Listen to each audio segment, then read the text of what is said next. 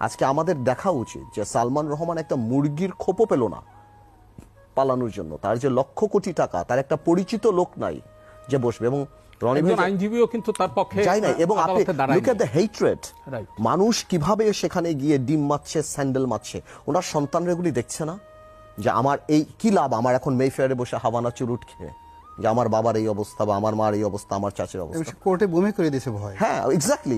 আছে কি লাভ কি? আমি যখন দেখছি সোশ্যাল স্ট্যান্ডার্ড কোথাও গেল, টাকা doesn't matter, even a prostitute makes money, right. It seriously doesn't matter. আপনি কতটা পাই টাকার সাথে যদি, শুনেন আমি আপনাকে একটা কথা বলি, এই কথাটা মনে রাখবেন। আপনি যদি টাকা পয়সা কামাই করেন না, দ্যাটস প্রফিট। আপনি যখন অনেক বেশি সম্পত্তি করবেন, লাভ হবে, দ্যাটস গ্রোথ। ওর মধ্যে যখন মোরালিটি থাকবে, that's success, that is success.